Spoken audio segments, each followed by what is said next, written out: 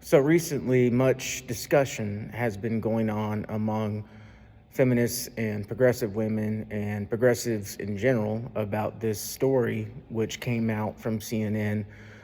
And it's weird because the story doesn't even say what the hysteria headlines from these so-called influencers are.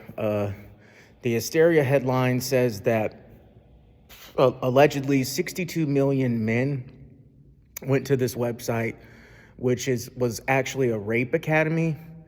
That's what the hysteria folks are saying, that it was a rape academy where there were husbands on this rape academy somehow giving instructions and video tutorials of how to drug your spouse and have sex with them or rape them in their sleep. That was the hysteria headline, which got a lot of clicks. It went viral, got a lot of attention. And that is simply not the truth of the story now.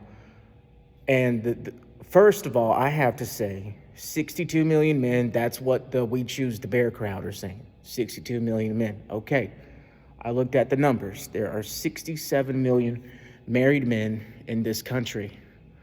So the hysteria of saying it's 62 million men, most of whom are married, are they seriously implying every single married man in this country somehow has just got the secret Fight Club code password to get the secret knock or whatever to go on this forum of how to drug their wife? Are they saying all married men did that? And let's just say the hysteria crowd, which doesn't care about facts. They do not care about facts, first and foremost. They do not care about the truth. And disgustingly, very disgustingly, I would even argue that they don't actually care about rape victims. They don't actually care about victims of sexual assault. If they truly cared about victims, they would be calling for advocacy to be done against the handful of people on an entirely different forum on a platform called Telegram. Now, that was the group where there were 1,000 members. 1,000 members. That's what the CNN story said. And it was called ZZZ, Sleep. And now on that page, there was some controversial stuff. And if there are, it's just like law enforcement says, if a real crime occurred, there would be some reports done about this. But doxing everyone who goes on a porn site and watches some weird videos is not going to bring justice to actual victims of abuse. And I say that as a victim of abuse myself. Anyway, I forgot what my point was. No, the hysteria crowd, they don't care about victims. They really don't. And the facts of the CNN story said that it was 62 million users, not men, users, who went on this pornographic site called motherless.com. And I've heard of this site before from stuff on the internet. And there is, from what I've heard other people say, there is graphic stuff on there, illegal stuff, animal abuse, weird genres of stuff which might not be legal in certain places, but the really bad stuff usually, the really terrible stuff gets taken down from what I've heard people say online. But if the notion is to be, if the hysteria crowd is saying that 62 million men went on this site,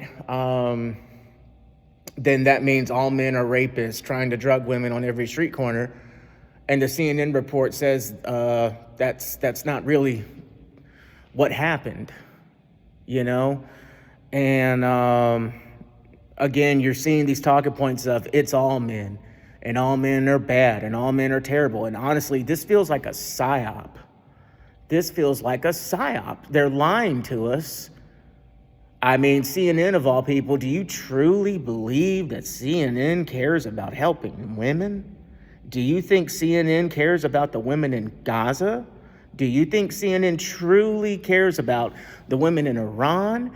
Do you think CNN cares about the women in Libya who faced difficult times due to the regime change carried out by the Obama administration and NATO?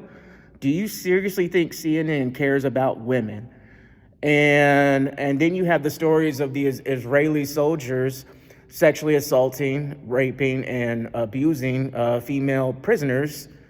And some of these carry some weight behind them. And whose side do you think CNN is on about this? So this notion that CNN is trying to help victims, I think is ridiculous. And I don't know how the mass hysteria crowd took the CNN report to twist it and fit this mass psychosis of saying 62 million men went on a rape academy. I don't know where that came from, but it is sad to see a lot of people who say believe survivors essentially drink the Kool-Aid and not even ask simple questions. And I asked a simple question as soon as I asked the simple question of that it's not actually it's just a pornographic site, you know, and Pornhub gets far more people. And I was threatened with being doxxed. Someone threatened to dox me, and it is what it is, you know. And I've received a lot of blowback. And my thing is the pornographic videos on Motherless and the bad videos. It feels like they're trying to cherry pick things, and there are videos of children being killed on YouTube in wars. What are we going to do? Dox all the people who watch those videos now? And I've seen videos of people being tortured and burned alive on World Star Hip Hop, and I see people in the comment section laughing. Are we going to dox all of them now and shut down World Star Hip Hop? And there's videos of women being drugged and passing out on YouTube. There's videos of women being too drunk and they pass out on YouTube. Are the feminists going to call that a rape academy now and twist the words to play mind games with people? Like, it feels like gaslighting. It feels like extreme gaslighting, and a lot of women and men are falling for it.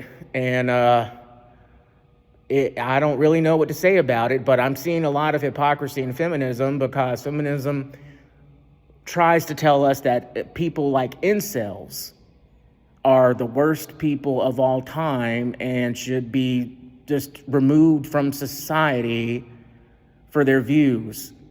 And it's just like, okay, the hysteria crowd with these fake facts, it's married men doing this harm, not incels. Incels can't get a girlfriend or a date, yet they are seen as subhuman. I mean, it just doesn't make sense to me. It does not make sense to me. You can't just say incel, red pill people are the biggest losers of all time, then try to, like, you know what I'm saying? Like, you can't have it both ways. So, I don't know. A lot of people are falling for it, though. They're falling for the Kool-Aid. And my thing is, when you say that an entire gender is bad, that's pretty messed up. Because, for example, what about men who've been sexually assaulted by women? What about men who've been raped by women? How are they supposed to feel when they're told that they're trash and they're not lonely enough? They're not lonely enough. That's what I've seen some of these people say. Male suicide, 80% of suicides are men, and these we care about victims crowd is now saying, essentially, they might as well just say male rape victims should kill themselves. They might as well just say that.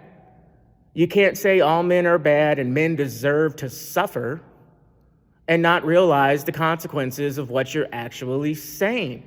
I think these people want some aspect of blood libel. I think they want revenge. And you've seen the feminist memes of saying, be lucky, you should be happy, we only want equality and not revenge. And I'm like, is that not the language of genocide? What are they going to do, kill all the men? And that's a hashtag, by the way. And I put up something on my social media. The hashtag kill all men has gotten 3 billion engagements. And there are more accounts saying that than kill all women. But hatred against men and misandry is accepted in society. That's what I think. And I mean, the 62 million number, which was just visits on a site, and most of the videos on Motherless is just normal pornography. And you have a right to feel offended by that, but to gaslight the public, to gaslight and mislead the public by calling that site, a rape academy, is shameful. It is shameful, and it is a disservice to actual victims of rape and sexual assault, because you're spitting on them. You're spitting on them. You're saying things that aren't rape are actually rape, and going on a porn site is not rape. I'm sorry. I'm sorry. Get over it. Ugh. Anyway. So yeah, but that number 62 million that they're using, what about 3 billion? 3 billion engagements on Kill All Men. I don't really know what to say. Again, I don't think these people care about helping victims more than saying all men are bad.